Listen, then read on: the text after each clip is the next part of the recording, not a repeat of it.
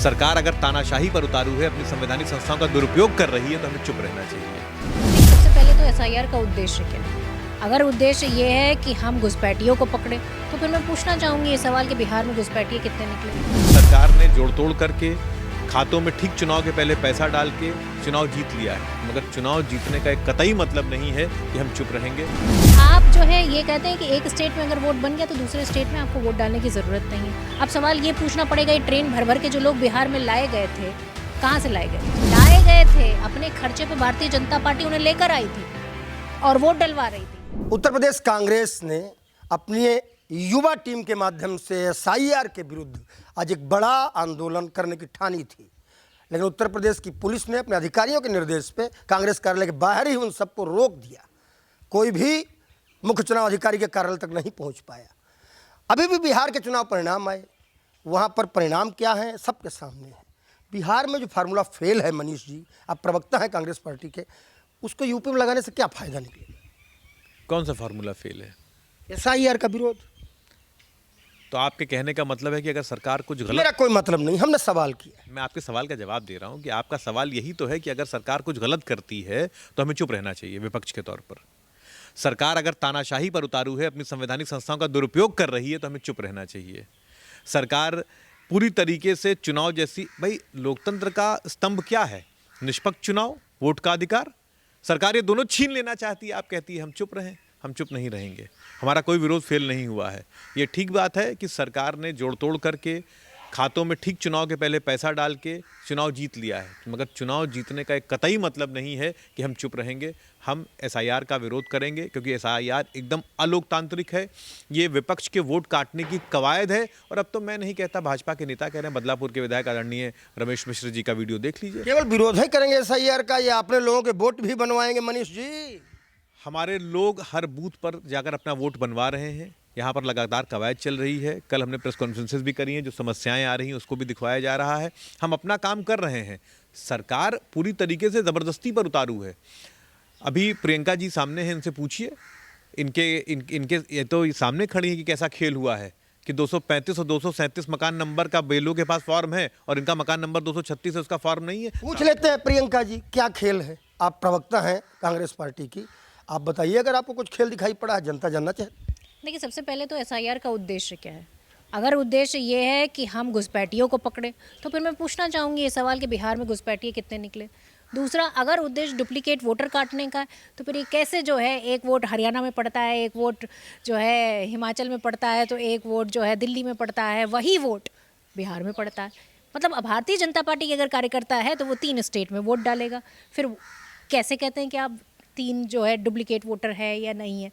तीसरी चीज़, आप जो है ये कहते हैं कि एक स्टेट में अगर वोट बन गया तो दूसरे स्टेट में आपको वोट डालने की ज़रूरत नहीं है। अब सवाल ये पूछना पड़ेगा, ये ट्रेन भर भर के जो लोग बिहार में लाए गए थे, कहाँ से लाए गए थे? आए थे या लाए गए? लाए गए थे। अपने खर्चे पे भारतीय जनता पार्टी उन्हें लेकर आई थी और वोट डलवा रही थी। तो फिर ये बताइए कि आखिर उद्देश्य निकला क्या? आप घुसपैठिए नहीं बता पाए, आप डुप्लीकेट वोटर हटा नहीं पाए, एक घर में 100-100 वोट आज भी बिहार में मौजूद है, तो फिर कोई उद्देश्य आपका पूरा नहीं होता। तीसरी चीज़, मैं सबसे बड़ी बात कहना चाहूँगी, जिस तरह बीएलओ के ऊपर प्रेशर डाला जा रहा है। आप बताइए, कल उसकी शादी, आप उसको छुट्टी नहीं दे रहे हैं।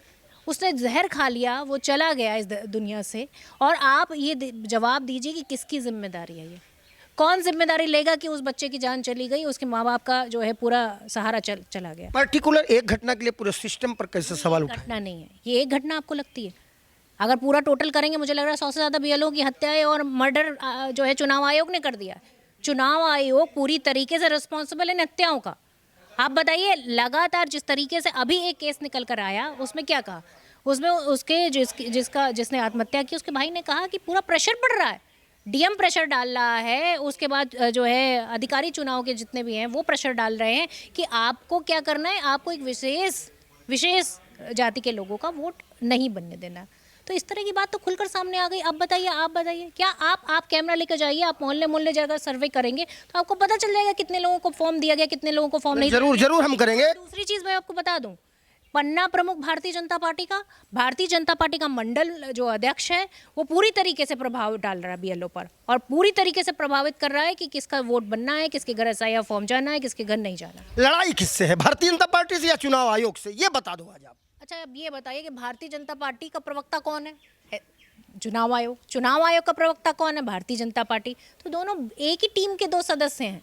भारतीय जनता पार्टी ने पूरी तरीके से हायर कर रखा है चुनाव आयोग। तो आपने रील ही अलग चला दी। चुनाव आयोग एक संवैधानिक संस्था है, भारतीय जनता पार्टी एक राजनीतिक दल है। संवैधानिक संस्था तब होती जब वो आज हमें जाने देते ना मिलने के लिए। क्यों रोका गया हमें? अगर हम अपनी बात कहने जा रहे हैं एसआईआर, आप खुद देख लीजिए साज को आज क्या है, आप उसको रोक रहे हैं। आप चाहते नहीं है कि ये बात जनता तक पहुंचे, चुनाव आयोग को जिम्मेदारी से जवाब देना पड़े। आखिर चुनाव आयोग चुप क्यों है? बीएलओ की मौत पर चुप है, डुप्लीकेट वोटर पर चुप है, चुप तो हर चीज़ पे है। आदरणीय राहुल गांधी जी ने जितने भी एविडेंस प्रस्तुत किए, आप उस पर एक पे जवाब नहीं दे पाए। आपको एफिडेविट के साथ में कंप्लेन दी गई, आप उस पर जवाब नहीं दे पाए। आखिर मुंह चुरा किससे रहे? आज तो रोक दिया आपको, अब आगे क्या करेंगे? देखिए, हम लगातार इन आवाज़ों को उठाते रहेंगे। हम पूरी तरीके से ज़मीन पे हैं, हम पूरी तरीके से लोगों के एसआईआर फॉर्म भरवा रहे हैं और हम लोकतंत्र की हत्या नहीं होने देंगे जब तक कांग्रेस पार्टी जिंदा है। बिहार में तो 6 सीट मिली। संघर्षी जो वोट चोरी के नाम पर था वो सफल होता नजर नहीं आया। सवाल ये बनता है कि उत्तर प्रदेश में भी लड़ाई केवल वोट चोरी के ही नाम पर लड़ेंगे या कोई और मुद्दा भी है कांग्रेस का? देखिए, उत्तर प्रदेश में जो मुद्दे हैं आपको पता है, किस तरीके से पेपर लीक हो रहे हैं, किस तरीके से जो है महंगाई का मुद्दा है, हर चीज़ का मुद्दा है। यहाँ पे आवारा पशुओं का मुद्दा है, यहाँ पर जो है महिलाओं की सुरक्षा का सबसे बड़ा मुद्दा है, दलितों के प्रति अपराध का मुद्दा है, किसानों का मुद्दा है, आलू की फसल का क्या हाल हो गया ये देखिए। तो मुद्दे, हर मुद्दे पर हम बात करेंगे, लेकिन हम सवाल ये पूछेंगे कि लोकतंत्र में जिस तरीके से एक वोटर का मताधिकार छीना जा रहा है, जिस तरीके से सिर्फ गरीब और दलित और पिछड़े और एक विशेष समुदाय को टारगेट किया जा रहा है, सवाल वो भी पूछेंगे और जवाब देना पड़ेगा आपको, क्योंकि विपक्ष का काम है जनता की आवाज़ उठाना और हम जनता के हक और अधिकार के लिए आखिरी सांस तक लड़ते रहेंगे। दो जवाब जिसको भी देना हो, जो जिम्मेदार है वो बताए। कांग्रेस का आरोप खुल के है, इन्हें लगता है कि एक विशेष वर्ग का वोट प्लानिंग के साथ काटा जा रहा है। अब काटा किसे जा रहा है वोट, ये कैसे बनाया जा रहा है वोट, ये सारी प्रक्रिया भी हम आपको दिखाते हैं। चुनाव आयोग कहता है कि बहुत रुचि दिखा रहे हैं लोग अपना वोट बनवाने में। एसआईआर की प्रक्रिया चरणबद्ध तरीके से चल रही है, लेकिन बातें कुछ और भी सामने आ रही हैं बीएलओ को लेकर, उनकी जानों को लेकर। अब सही क्या और गलत क्या जनता तय करे, क्योंकि लोकतंत्र में आप ही जनार्दन हो। हम तो रिपोर्टर हैं, रिपोर्ट दिखाते रहेंगे। नमस्कार।